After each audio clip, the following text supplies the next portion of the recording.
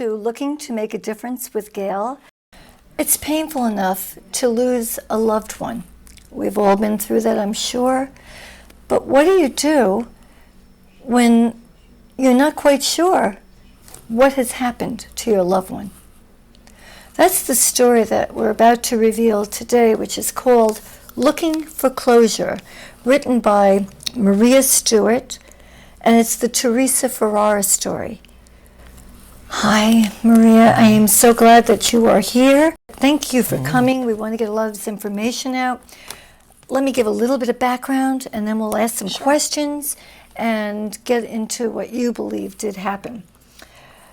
There was the Lufthansa heist in 1978 with $5.8 million of money that's never been recovered, and almost $1 million worth of jewelry. And this was considered the most incredible crime. And then a year later, your aunt, Theresa Ferrara, who's like a sister to you, it's only 8 years difference between the two of you. You were working in her salon, Apple, in Belmore. She said that she would be right back, and on December 10th, 1979... February 10th. On February 10th, sorry, she disappeared. Lufthansa was in December, but the following February, she disappeared. And you've been looking for closure, you were looking for answers. I'd like to show a clip of Goodfellas, and then I want your reaction to this, because they had her portrayed in there as well. This is the trailer to it. So let's take a look, please, at this particular trailer. Never rat on your friends, and always keep your mouth shut. As far back as I can remember, I always wanted to be a gangster. Hey, Mom, what do you think? You look like a gangster. By the time I grew up, there was $30 billion a year in cargo moving through Idlewild Airport. And believe me, we tried to steal every bit of it. What do you do? I'm in construction. He's not Jewish. Mazel tov. For most of the guys, killing's got to be accepted. Hey, Henry, here's an arm. Very funny, guys. Here's a leg. There's a wing. What do you like, the leg or the wing?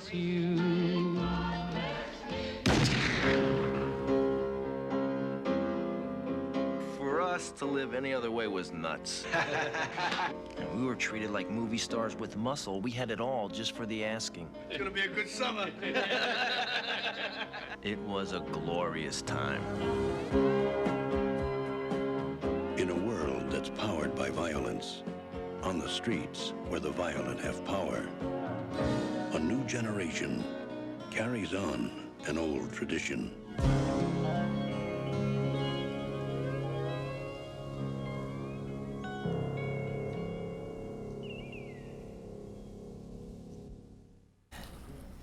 Maria, before we get into all of these rumors that had taken place and were in 13 newspapers of the day, I do want to express my condolences. Thank you. Really, I read this book a few times. If you look through it, you'll see me highlighting it, asking questions, but heart-wrenching. It's been a long time, so I'm ready, I'm actually okay with speaking and about I it. appreciate that, because I want to get some clarification. Sure. There were so many incredible rooms. First, I want to ask you your reaction to that clip. It just shows how ruthless those men were. Okay. They killed whoever knew anything that had anything to do with the Lufthansa heist. Right. And she grew up in, Ozone Park, and tough area. yeah, It was a tough very area at that area. time. A lot of gangs. And she obviously knew some of these men. I know she was the same age as Henry Hill, right. which was one of the younger guys in the Was whole she group. dating him, do you think? Because that was also part of the rumor, that because he would be closer in age than Tommy DeSimone. She might have been, or just Jimmy hung out Burke. with him, or was friends, or whatever. Okay. These were some of the things and some of the questions that we're going to look for as you look to find closure for you, your family, and how it's affected you in your life. Was she an FBI informant? There was a big, I'm going to throw some of these out, we'll try to answer it. In addition to that, there was a huge drug arrest the year before where there was a boat filled with drugs, and there was rumor that she was involved in that. The rumors that she was involved with both Tommy DeSimone. I don't know how one woman could be in all of these situations. I know, they had to do own a a million salon things. called Apple Correct. Salon. The co-owner was heavily ensconced in drugs. The person who owned the property didn't like her, right? Right. And then there were other rumors that she was involved in so many different things. So these are some of the things that we want to clarify for today and get your take on it. Why did you write the book? I wrote the book because I felt like I wanted to tell the truth about what happened to her. There was so much written that, you know, about things that weren't true. So I wanted to set the record straight and tell what our family went through, what I went through, and what I felt, you know, possibly happened to her.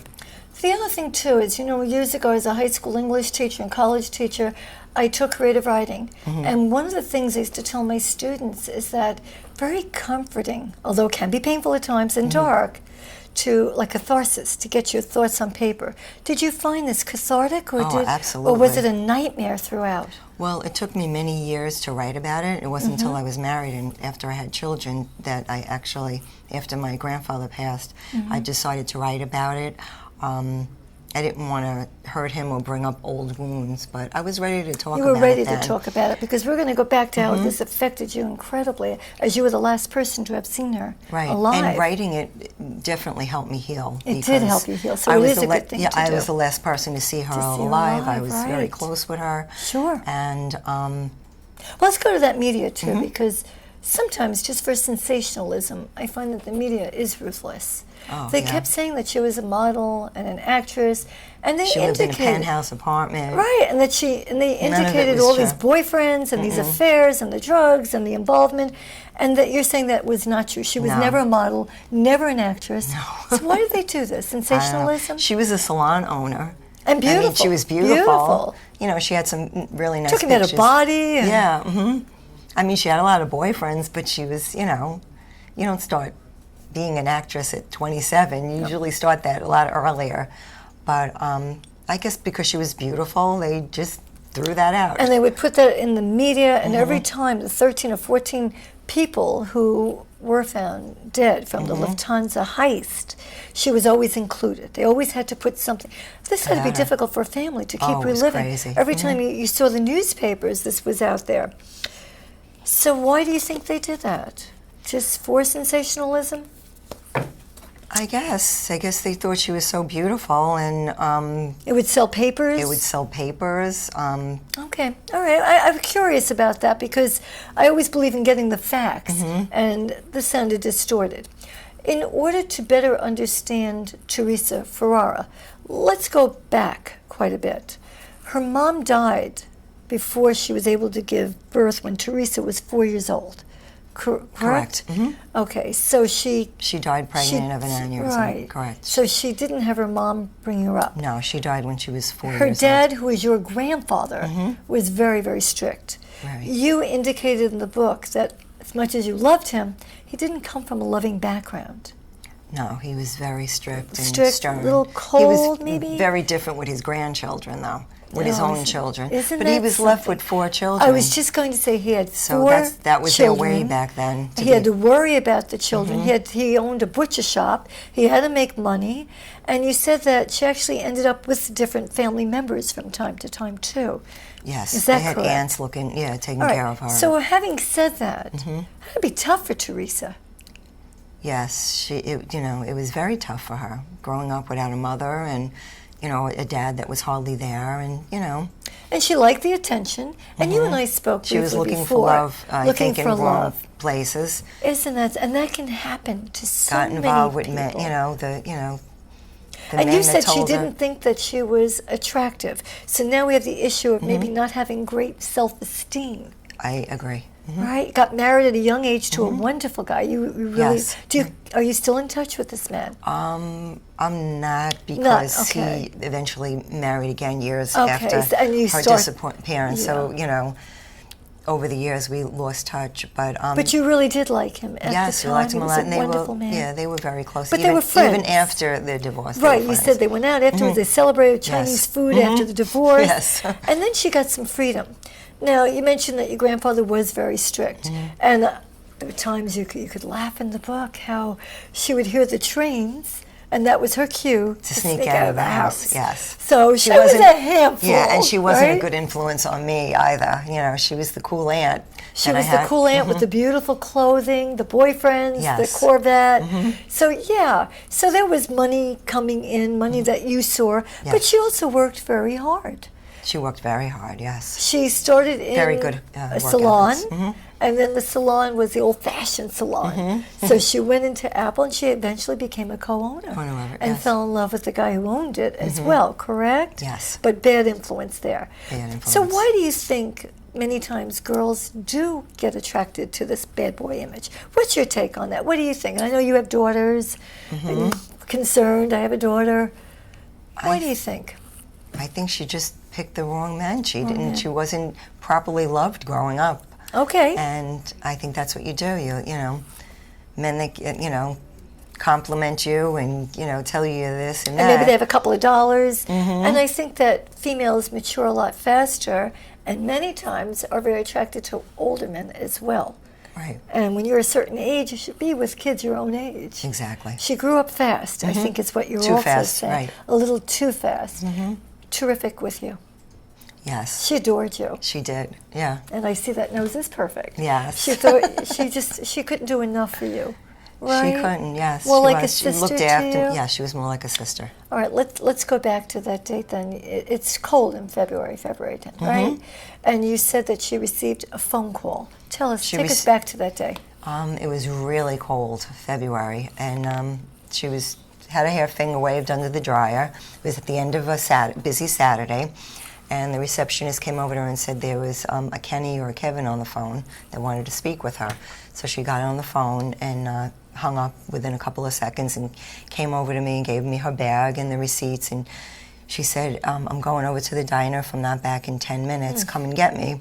Somebody's calling me about like an easy $10,000 that I could make. She goes, I don't know what it's all about, but if I'm not back, come and get me out of the situation. So I said, all right, the receptionist left, we locked the doors, and 10 minutes passed, 15, after 20 minutes, I said, I better go get her. And I went next door. To the diner, which is only a couple of hundred feet away. And she left without a coat. No She coat. just ran, we were very, it was very close. And we Right, ran next door, and the owner, who I knew very well, said, she didn't come in here, so she never made Your it. heart must have dropped. Yes. Now you go back, and then you make a few phone calls. I make, a few phone calls, and her partner and the receptionist said to call the police. And did you find your tires slashed? Did yes, I read that and correctly? when finally after the police came, Scary. they said they couldn't do anything because it wasn't 48 hours. 48 hours. And when I went to leave, my tires were, slashed. And Now, there were a couple of times in the book, too, that I found that you said there were a few things that were a little frightening. Were you in a car garage with her where she jumped suddenly coming out of the elevator? yes, a couple of days before her disappearance, I would sleep over her house on the Of course, you were weekends. so We would come close. to You were work like a together. little Yeah. sister. And you park underneath North Shore Towers. And after, we went to our place, the elevator doors opened, and she jumped out of her So skin. she was a little jump. You also I'm said like, that what, you... was wrong? What's wrong with you? And what did she say? She said, oh, nothing. But that night she said that, she wanted to tell me something, but she didn't want to get me involved. Oh, that how she many was, times did you She was a relive little that? nervous about something that was going on, and I was like, all right. Maria, how many times did you relive that night? But thank God that she didn't, because Right. I really didn't know anything. You but didn't for a know long anything. time, I thought somebody was going to come after me, Oh, absolutely. thinking How I knew something, frightening. which I didn't. Yeah, and you also said that there was money in one of her closets, that you'd come across some $100 bills. Oh, when we were cleaning out When you her were closet. cleaning This is out. before her disappearance. Yeah, we're going to move now to that part of it. I helped move her from a basement apartment. Okay, right, which that was she Tommy let DeSimone's mother's mother's that I house. found out later. And I helped move her over to North Shore Towers, and there was money up in the closet, and like $1,000. And at that time period we're talking about, and that was a lot of money. money. And I'm like, She kind of dismissed that. yeah, and she, was like, oh, I don't know how it got there, kind of thing. Now, after she's missing for a while, and your grandfather comes in from Florida, and again, my heart for him. Yeah. Can't even imagine what he was going through. The two of you go into her apartment. Things seem to be okay, except that you found, was it Seconal, pills? I found pills, right? And he found, the makings of a bomb. which you brought to the attention of the FBI. Yes. Must have been, what is this? At first, you're probably, what am I going to do? Well, my grandfather was in World War II, and So he knew that he it was the knew it. makings of a bomb. What confusion took place after that from the police, Oh, my God. the FBI? You had Psychic Eileen, you had former boyfriends, you had her husband, you had everybody in the Who family. was saying she was dead? Who was saying she was alive? Most people said that she went away and she would be back. That she was put into a special program because she knew too much about the heist. I can't imagine what your family went through, and her father, devastated. In fact, eventually a body is found. 3 months after her disappearance. Now, at that time, there was no DNA. No DNA. Okay, dental records, mistakes being made. Eventually, There was nothing, though, but a torso found. Right. So there wasn't any fingerprints or dental records. They said that they compared her to a gallbladder x-rays. Which you didn't Which is ridiculous. have, right. So for many years we didn't, and my grandfather buried this I torso. wanted to say that I have to commend him for that. He said, He said that if it's not his daughter, Beautiful. that he did justice to somebody else's daughter. And he Now- wouldn't let us put the name on the gravestone until, Right. he said, someday when I pass away, if she doesn't come around or come back, then put her name on it. the rest of the family must be not only devastated, Mm-hmm. but every time this is brought up in the newspapers, every time you hear about this, or you get a phone call, and I won't go into great detail, but you even dated a guy that was acting peculiar. Yes. And you had to call your Yes. dad and say, you're scared. I was very Yeah, scared, because yes. I left people are somebody in a hearing- restaurant, that was because- talking about because the of that. FBI identifying somebody by the ears or whatever, All right, so now DNA, years later, and they're able to take inside of your mom, who is her sister, and you find out that it is indeed a match.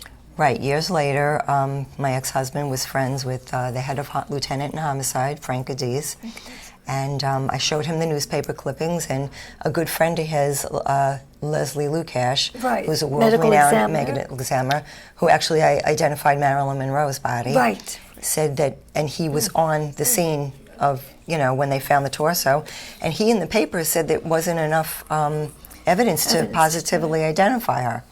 So with that, he got me into police files in Nassau County and New Jersey.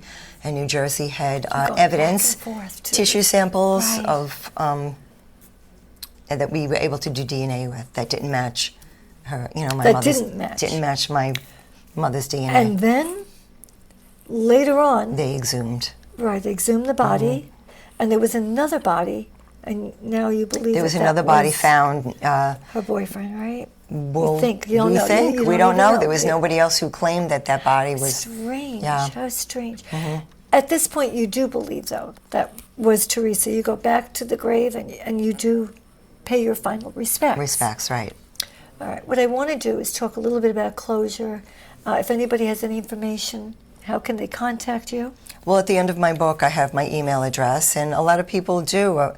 As a matter of fact, friends of hers and old boyfriends have emailed me. Somebody she went to beauty school with Really? since I wrote. People who have their opinions about, What about the happened? story and what But my there were so family many and I went different through. opinions, though. There were a couple of boyfriends and friends who said she's definitely taken off. Right. She was concerned about you. She was concerned about They me. made you take a lie detector test. yeah, You I had was to in- testify. Yeah. But at the end, I felt like there was some closure.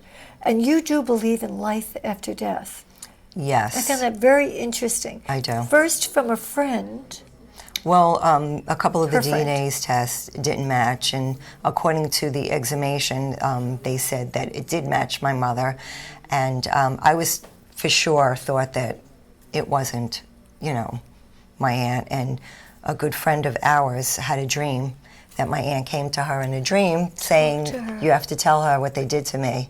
And my friend called me and said, you know, And then you named your beautiful daughter Teresa, who had never met her. Yeah. And when she was away, she also had a dream about her. Yes. And what was that dream? She had a dream about my aunt saying, you know, that hello, and that tell your mother, you know, that about my boyfriend, something about her boyfriend. So I'm thinking it was a message saying that was her boyfriend that was found near her. That was found. And then the butterflies, and in the church, that light. So where are you today? I have closure. I mean, I think after all these years, if she was in witness protection, she would have came. Yes. So in my heart, I believe that she is, you know, she has passed. And by writing this book, you keep her alive forever. Exactly. You've had the closure, I believe. I'd like to start a foundation in her name, possibly one day. Tell the audience about that. Yes. Okay, what would you call it? Would you say Theresa Ferrara Foundation. I would like to, you know, raise money for battered women, people that have lost a loved one through like a kidnapping or a murder, and possibly counsel to them. Right. How my faith in God got me through all of this. Maria, I love that. If there's one big message, that would be it. Yes. It's msclosure at AOL.com. Yes. Thank you so much for Thank you being so much my for having guest. me. This is great, and I hope that we got some of the information out there. There's no way a 27-year-old woman could have done all this and kept a salon going, be professional at work, yes, and be close to you. Right? Well, you know what? We have a treat coming up now. We have somebody you know, John Ganci, who's going to sing New York, New York, and he's a terrific guy. So I hope that you will stay and listen to him. I definitely will. Thank you so much. Thank you. Mwah. I appreciate it. Thank you. It's always a great time when I see John Ganci. John, you're amazing.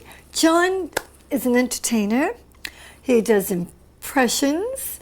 He performs. In fact, in a few minutes, he's going to do New York, New York, one of my favorites. How are you? Oh, I got to tell you, Gail, that's a little personal. You want to know how I am? You want to know how I am? Is that what you were asking me? All right, I'm going to tell you, just to tell you. I'm, you know. Are you okay? What was the question? Oh, I'm sorry. Oh, am I okay? No, I'm okay. You're okay. I'm okay. We're all okay. Okay? Okay? Okay. I'm doing fine, Gail. John, how did you get started in this business? I know your voice is incredible, which we'll soon find out, but how did you get started in this? At what age and why? Well, I actually started at the age of, I was an infant, as a matter of fact. What happened was the doctor slapped me, and I said, "Stop! The love you save may be your own." So I actually started singing at a very early age. That's actually when they put the nipple in my mouth. They wanted to shut me up. So no, I actually started back in grammar school. Okay. And you remember back in the old days. The old days. Okay. Where they used to test all the children and see what their music acumen was. Oh yes, I do remember that. You know, playing different instruments or singing. And I was the kid that every week I had a different instrument. They gave me the mandolin, but of course I thought you should be able to play the mandolin, you know, in a week. Oh my And after a week I couldn't play it, so I was like El Kabong, smacked it, that was done. Then they gave me a... musicality, right? Yes, exactly right. And then I went to a flute, and the flute was Did we like... call that the tonette? Was that the tonette? No, the toenail is on the feet. They're connected to the feet. You got 10 of them, toenails. Tonette. Oh, tonette. I think you said toenail. I couldn't really tell. I'm sorry. My hearing is going because, you know, once I passed 33 last week, That's it. No, yes. They called it a tonette, but not the way I sounded. They called it a terrible. Were you ever shy? Was I ever shy? I was shy for about 30 seconds at one point, and it just went away. It went away. No, as a matter of fact, it's actually I was very, very fortunate in on a serious note that I come from a family. My mom and dad were very, very open, and there was no shyness. And one of the reasons was it came from a simpler time where they're on all these gadgets and everything that, the kids today, they have all the gadgets that they get involved with, Right. and they don't really learn social skills. They learn social skills, they start to do them when they're about 18, 19 years old. Computers. Right. So we were very fortunate in a way by not having that and having parents, or my parents were very, very open and very encouraging. Oh, that's beautiful. So that was See, a very that's big thing for me. wonderful. Communicating more with family, talking more, and letting us be who we are. Absolutely. Speaking of which, Yes. what are you doing on Long Island? Where are you performing? What's going on? Well, I have been performing a lot in my shower. Because what happens is it's kind of like I like to multitask. I'm actually getting clean and singing at the same time. It's like kind of like I rehearse. I love it. Of course, the problem is I have to sing certain songs. Like you're in the shower, you got to sing songs like, Splish Splash. I was taking a bath. There you are. You got to do things like that. You can't. Certain songs don't do well in the shower. Also, if you sing too often in the shower, you could drown.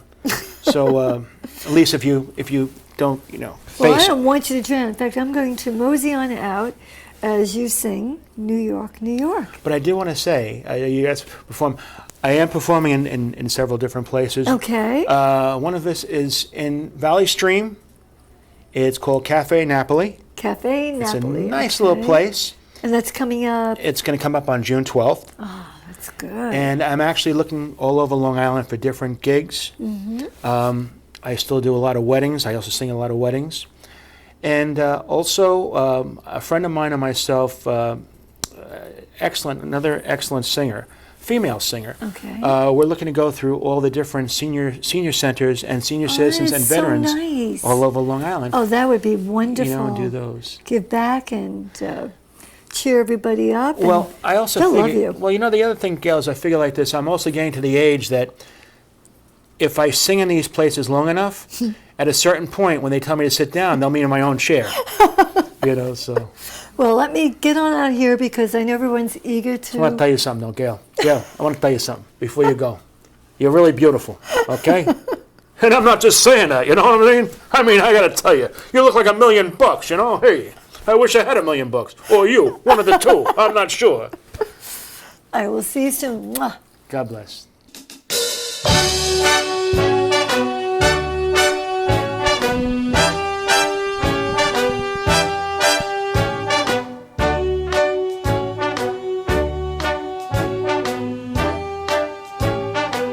Start spreading the news. I'm leaving today. I want to be a part of it. New York, New York. These vagabond shoes are longing to stray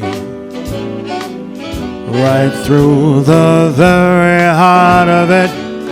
New York, New York. I want to wake up in a city that doesn't sleep and find I'm king of the hill, top of the heap. These little town blues are melting away. I'll make a brand new start of it in old New York. If I can make it there, I'll make it anywhere. It's up to you. New York, New York.